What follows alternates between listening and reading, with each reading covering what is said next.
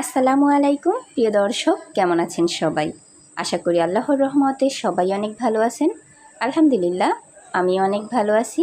মেজবানি রান্নাঘর থেকে আমি ইতি রান্নার নতুন আরও একটি ভিডিও নিয়ে হাজির হয়েছি আপনাদের মাঝে। আশা করছি প্রতিদিনের মতো আজকের ভিডিওটিও সবার ভালো লাগবে।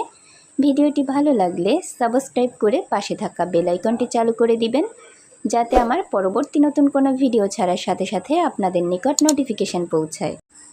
আজকে আমি রান্না করব কলমি শাক দিয়ে চিংড়ি মাছ। তার জন্য 2 আটি কলমি শাক নিয়ে নিয়েছি, সুন্দরভাবে বেছে এবার গোড়া থেকে কিছুটা অংশ ফেলে দিয়েছি, যেই অংশটা শক্ত।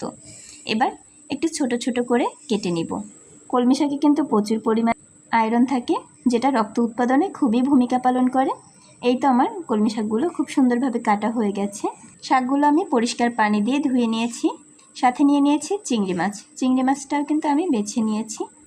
এবার দিয়ে দিয়েছি 3 টেবিল চামচ তেল। তেলটা একটু গরম হয়ে আসলে এর মধ্যে দিয়ে দিয়েছি চিংড়ি মাছ, একটু লবণ আর হলুদ গুঁড়া। এবার চিংড়ি মাছটা খুব সুন্দরভাবে ভেজে নিব। চুলার আঁচটা আমি হাই হিটে রেখে 2 মিনিটের মতো চিংড়ি মাছটা ভেজে নিয়েছি। এই পর্যায়ে কিন্তু আমার চিংড়ি মাছগুলো ভাজা হয়ে গেছে। এবার আমি একটি পাত্রে তুলে নিচ্ছি। দেখলেই বুঝতে পারবেন চিংড়ি মাছগুলো ঠিক কতটুকু ভেজেছি। এবার অবশিষ্ট তেলের মধ্যে দিয়ে দিয়েছি পেঁয়াজ কুচি। এখানে আমি মিডিয়াম সাইজের 4টা পেঁয়াজ দিয়ে দিয়েছি। পেঁয়াজটা এবার নেড়ে চেড়ে সফট করে ভেজে নিব।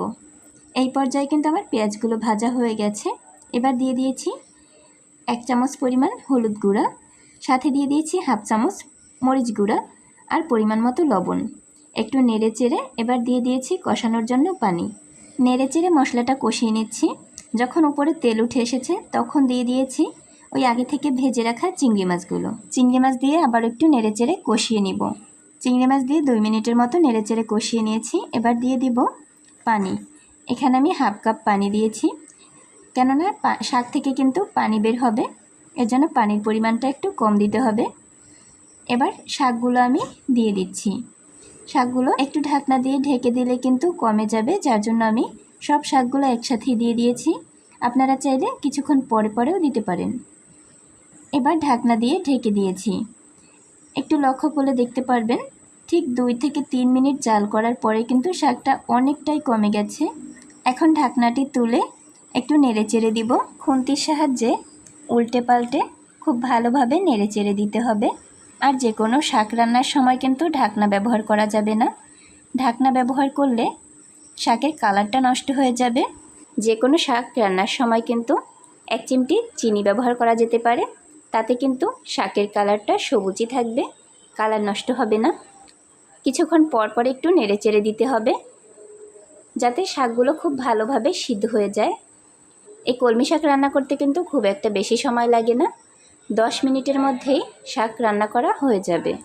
এই পর্যায়ে শাকের মধ্যে আমি আবারও একটু লবণ ব্যবহার করেছি, কেননা লবণ একটু কম হয়েছে। এবার দিয়ে দিয়েছি মরিচ। এখানে 4টা কাঁচামরিচ দিয়ে দিয়েছি। এবার আবারও খুব ভালোভাবে নেড়েচেড়ে মিশিয়ে নিচ্ছি। দেখলেন তো কত অল্প সময়ের মধ্যে শাক রান্না করা হয়ে গেল। দেখতে যেমন শাকটা লোভনীয়, খেতেও কিন্তু দারুণ মজা।